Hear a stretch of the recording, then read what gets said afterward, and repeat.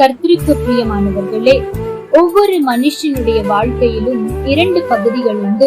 ஒன்று வெளியரங்கமான வாழ்க்கை, அடுத்தது அவனுடைய உள்ளான அந்தரங்கமான வாழ்க்கை. ஒரு பெரிய மலை இருக்கிறது என்று வைத்துக் கொள்வோம். மலையின் அடிவாரத்தின் நிலவரம் வேறு, மலையின் உச்சியின் நிலவரம் வேறு.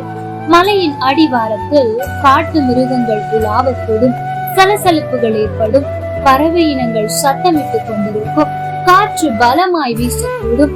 ஆனால் மலையின் உச்சியை பாருங்கள், அதில் மகிமையான மேகங்கள் இறங்கிக் கொண்டே இருக்கும்.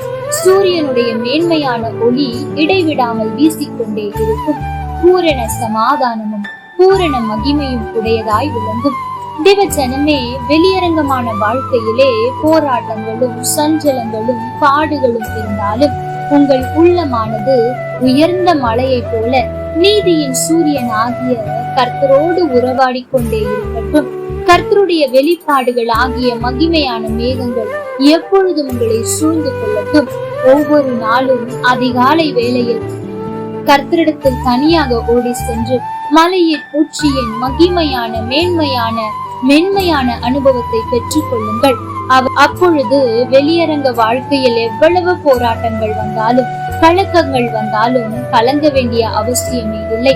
ஆம் தேவ ஜனமே, இன்றைக்கு உங்களுடைய வாழ்க்கையில் தீராத பிரச்சனைகளை, போராட்டங்களை, வியாதிகளை, பலவீனங்களை சந்தித்துக் கொண்டிருக்கிறீர்களோ, நான் எவ்வளவு ஜெபித்தும் இது மாறவில்லையே, நான் எவ்வளவோ இதற்காக உபவாசித்தும் சற்றும் வித்தியாசத்தை பார்க்கவில்லையே என்று அங்கலாய்த்து கொண்டிருப்பீர்கள் என்றால், இன்றைக்கு ஆண்டவர் உங்களோடு தான் பேசிக் கொண்டிருக்கிறார். என் மகளே, என் மகனே, முதலாவது ஆயத்தமாகி என் சமூகத்தில் வந்து நிற்.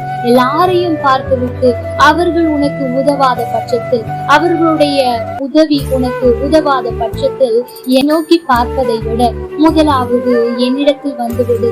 அதிகாலையில் நீ எழுந்தவுடன் என் சமூகத்தில் வந்து பார்.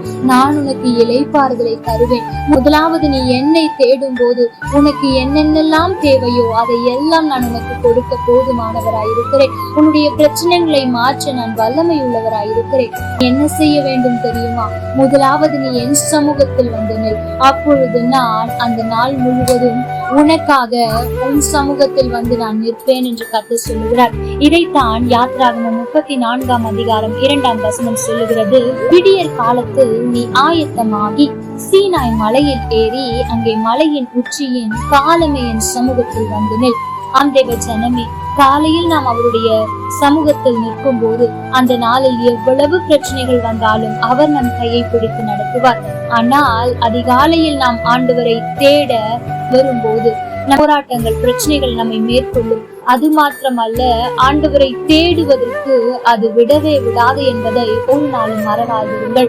தேவ ஜனமே, இந்த நாளில் கர்த்தரிடத்தில் உங்கள் உறவு எப்படி இருக்கிறது என்பதை சிந்தித்து பார்த்து அவரோடு உள்ள உறவை புதுப்பித்துக் கொள்ளுங்கள். ஒருவேளை இன்றைக்கு அநேகருக்கும் ஆண்டவருக்கும் உள்ள உறவு வெகு தூரத்தில் இருக்கிறது அல்லது பிரிந்து போன நிலையில் இருக்கிறது.